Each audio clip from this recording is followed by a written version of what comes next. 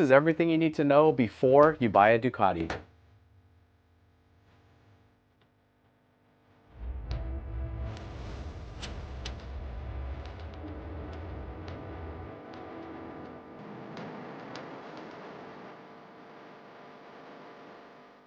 In the comment section, I get this pretty often, people saying, hey, I want to buy a Ducati, but I'm kind of afraid of the reliability. I'm kind of afraid of the maintenance. I've heard some horror stories. I really have my heart set on one, but I don't want to financially ruin myself. I don't want to make a mistake that I'll regret for a long time. So let's cover Ducati ownership and why it's really not so bad. So for those that don't follow the channel, this is a 2023 Ducati Panigale V4, and this is a 2021 Ducati Panigale V2. So the points I'll be covering in this video, my experiences will be based on these two bikes. The Panigale V2 has since changed ownership as of a few months ago. However, prior to that, I did own the V2 for about 3 years. And the Panigale V4 I just bought here a few months ago. I put about 900 miles on it. So I've compiled a list of comments and statements that I hear quite often regarding Ducatis. Here you go. You can see number 1 there, they're unreliable. Number 2, maintenance cost and maintenance frequency. Part availability, desmo service is a huge one. And one that I hear a lot also, they're not worth it. Just buy a Kawasaki, just buy a Suzuki, you'll be just as happy. It's just as good. Okay, so like any rumor, there's always kind of a little bit of truth to it. And with most, well, pretty much this entire list, there are definitely some truths there. But there's also a lot of caveats. There's a lot of misconceptions kind of worked in there as well. So let's go ahead and cover each of these things. I'll share my experience with you guys. And I'm not trying to tell anybody to buy a Ducati. I'm not trying to tell everybody that Ducatis are the absolute best and everything else is crap. That's not what I'm saying. I'm trying to just kind of provide some clarification to these comments that I'm constantly seeing in my comment section. Also in person, I'm hearing these same statements from people coming up and asking questions like, hey, I heard these bikes need a lot of maintenance. I heard they're really finicky. Let's go ahead and dispel a lot of that in this video. So in my experience, Ducatis are pretty reliable. I haven't had issues with either of my Panigales. If you do a search online, like on Reddit forums or Ducati forums or Panigale forums, you're gonna find very few cases of catastrophic failures with the Panigales and really the Ducati line across the board. Doesn't mean they never have problems. Sometimes you'll find some issues with coolant leaks and stuff like that, especially on the earlier V4s and the earlier Panigales in general. But those water pumps have been revised a few times just within the V4 engine family. So a lot of those issues have been resolved. Don't see a ton of recalls for these bikes or anything like that. If you do, it'll be for some type of software thing, or maybe you need a master cylinder bracket. Very few catastrophic issues with these bikes, and you can't say the same for some of the BMWs, for example. Well, that's not good. There's a hole in the side of my motor.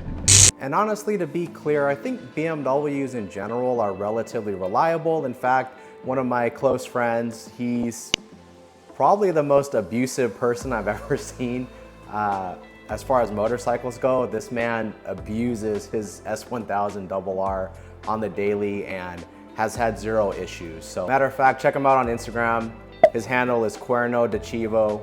He's got a wild S1000RR that he uses every last bit of horsepower that bike has. But again, he's had no issues with that bike at all. I think he had a coolant leak at some point, but nothing catastrophic, nothing wrong with the motor. And again, he's really using that motor for every last bit of power that it has, no issues. So I think overall, BMWs, they're relatively reliable for the most part. However, most of the focus on unreliability tends to be mostly on Ducati, and I think that's just not really true with the newer bikes.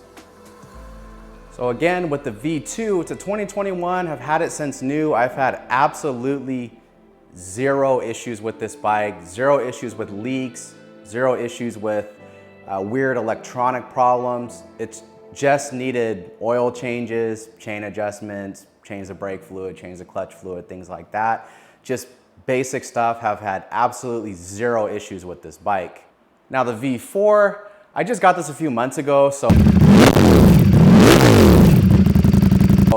you know, it's not, I haven't had it for a long time or anything, but again, 900 miles, have not had any issues with this bike. And for those that don't know, motorcycles and cars as well, if they have catastrophic issues, they usually appear pretty early in the bike or car's life. So if it's an issue with how the engine was assembled or something to that effect, some type of oil starvation issue, it usually shows up right in the beginning of ownership. It's pretty uncommon for a catastrophic failure to occur, you know, 2,500 miles down the line. It's usually within those first 1,000 miles.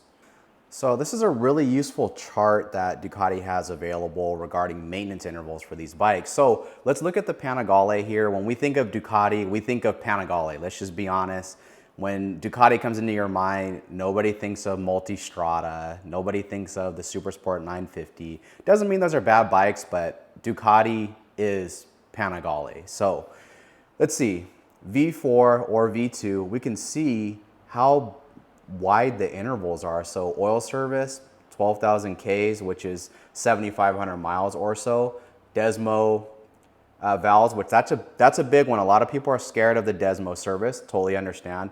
24,000 Ks, so about 15,000 miles is when you have to start worrying about the Desmo service.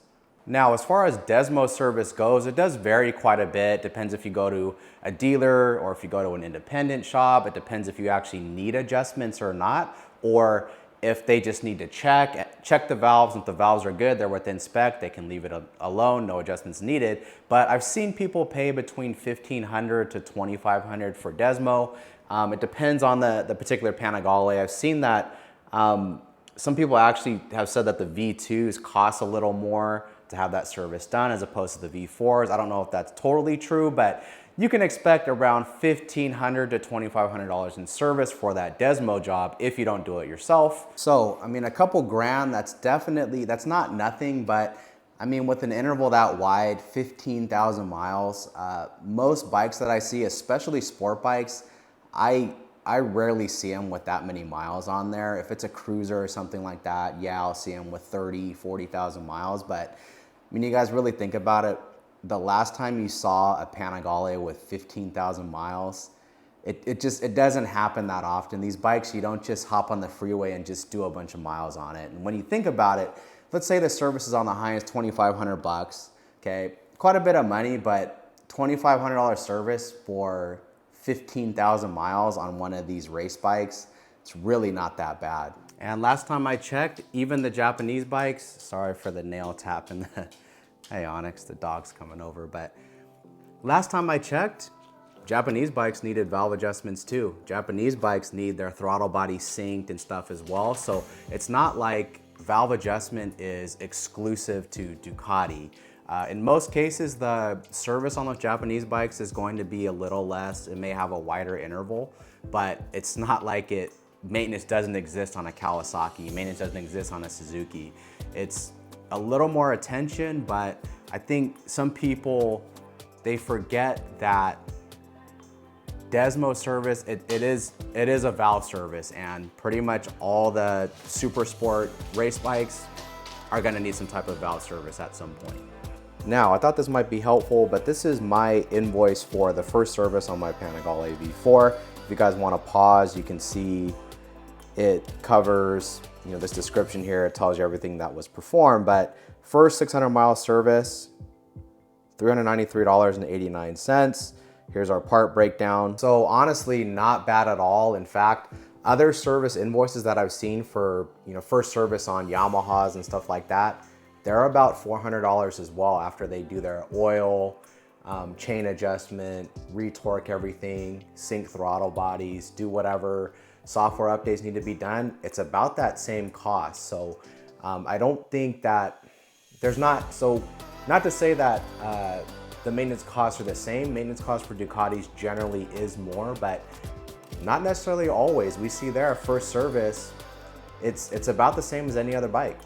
In the past, a lot of the maintenance on Ducatis had to do with the dry clutch system. So Ducati does still use dry clutches sometimes, like on the V4R, the SP2, Superleggera, things like that. It is still something that Ducati uses, but on their normal bikes, V2, V4, V4S, all their other, Monster, Super Sport, Hyper Motard, all wet clutch. So doesn't mean it's maintenance free, but a lot of those horror stories with short maintenance intervals with Ducati had to do with those dry clutches, which are just not an issue anymore. So we covered unreliability, maintenance cost and frequency, kind of. We covered desmo. So let's look at part availability, and I wanna blend that with maintenance as well. So you could save a lot of money by doing maintenance yourself. I'll show you guys some of the tools that I have. I don't have anything crazy. I don't think I even have any Ducati special service tools. They're all just various Allen keys, Torx keys, various Allen and Torx bits, some cordless ratchets and stuff like that, but you don't even need that. You don't need that to work on these bikes.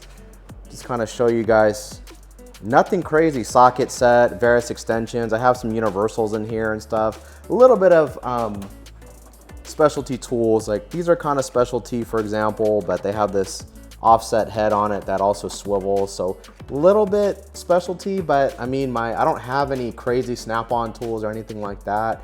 Pretty just run-of-the-mill. I've got a lot of pliers, which on these bikes, I think you kind of need. Same thing with the Aprilia. It's good to have a lot of different little needle nose pliers and stuff to grab things, but nothing, I don't have anything super fancy here. And to be honest, there's other tools in the cabinets. There's, OBD scanner, endoscope, various torque wrenches and things like that. But just with the tools in this little garage that I have, I just have to work with what I have. I've been able to do all the service on these bikes. I've been able to do every modification that you guys see here with the tools in this garage. And I know a little bit earlier in the video, I showed you guys an invoice for the first service on my Panigale V4. That is actually the only time I've had a dealer service any of the motorcycles here. It is the only time. And it's kind of funny because I was reminded why I normally do my own service. And that's because the V4, while it was being serviced at the dealership, they actually damaged it. Wasn't a huge deal, but they did damage the bike, and goes to show you, sometimes when you want things done right, you've got to just do it yourself. But the moral of the story here is you can service these bikes, you can modify these bikes with relatively simple hand tools. I mean, if your tools are just loose in a duffel bag, then yeah, it's probably gonna be kind of hard to work on these bikes. If you're not patient, that's gonna be an issue too. But if you have the patience, you're relatively mechanically inclined, these bikes are not that bad to work on. It just takes time and patience. And look guys, I am mechanically inclined, I will say that, but I'm not especially smart, I'm not especially talented at working on bikes. It's not my profession or anything like that. So what's that mean? That means you guys can do it too. You guys can work on these bikes also, and that will really help with the affordability of these things. So last one I hear a lot, not worth it, too expensive, just buy a Suzuki or Kawasaki, it's just as good. So what a lot of people forget is they just look at the cost of the motorcycle itself. They don't factor in the modifications that they want to do to their bike. So let's look at exhaust systems for ZX-10Rs and for Panigale V4s. On leader bikes, that's going to be, everybody wants to do an exhaust, right? So let's take a look. Let's look at Acura exhaust for both these bikes. On a Acura titanium exhaust for a ZX-10R, this is a full exhaust, full retail, $2,929. Okay, if we want the stainless version of that same exhaust, $2,215. Okay, so let's look at Panigale V4, an Acura exhaust for a V4, full exhaust. The undertail version is $8,364. Okay, quite a difference there. If we want to look at the low mount Acura titanium exhaust, it is $6,273. So either of those options significantly more expensive than the ZX-10R options. If we take the cheapest Acura exhaust for the 10R, which is the stainless version, and subtract it from the cheapest Acura Panigale V4 exhaust, which is the low mount option, the difference is still $4,058, okay? So when we think about the difference in the MSRP, the difference in the sales tax, the difference in the exhaust cost, you're looking at, I mean, that's over $10,000 difference just right there. If levers for a Panigale V4 are $430 and levers for a ZX-10R are only $240, that all needs to be factored in, including, again, whatever else you want to do to the bike. So let's talk about part availability just real quick. As far as Ducati goes, my experience has been that part availability is pretty good. Generally, things aren't just sitting on the shelf, but if you do need to order something, it comes pretty quick, like within a month, generally speaking. These are for OEM parts. Some of the aftermarket Ducati part companies are really bad about lead times and getting parts to you. I've waited for aftermarket Ducati parts for like 10 months kind of a thing, but let's focus on just the OEM parts. So OEM parts, availability, it's pretty good compared to Aprilia, compared to MV Agusta. Even sometimes BMW, their availability is not so great. So Ducati, just know that you're gonna be waiting a little bit longer to get parts, depending on what it is, but it's not at all like some of these other brands where some parts are just not available, even if the bike is just a few years old. Or you could be like MV Agusta, which will tell you, hey, you can order the part, it's available for order, but we don't know when it's gonna get to you. In this next portion, what I'm about to say, I wanna be as respectful as possible, be as nice as possible, because everybody's financial situation is different. I'm not here to judge anybody or anything like that. I'm not here to get in anybody's business, but if you're a person who you get paid on the first of the month and by the last week of the month, you've got a couple $100 left in your account pretty consistently, then yeah, buying a Ducati is probably not a good idea. However, in that same breath, it's not what most people think. You don't need to be wealthy. You don't need to be rich to buy one of these bikes. I'm certainly not. I know sometimes on Ducati forums and Panigale forums, it seems that way. You have both those websites are very good sources of information. There's a lot of useful information there, but there is a lot of pretentiousness there as well. So don't let those few people, don't let those exceptions discourage you from owning one of these bikes. If you're just normal working class guy, middle class guy that just works hard, is good with their money, maybe can do a lot of the maintenance yourself because you have a lot of the tools already, then it's very feasible to own one of these motorcycles. People act like you have to be rich to buy one of these and own one of these, and that's just not true. That's not true at all. You can be a normal guy and buy one of these. You know, and I think in the past that maybe had a little more truth to it because of the dry clutches and the issues with the electronics and the weird, you know, plastic water pump gears, and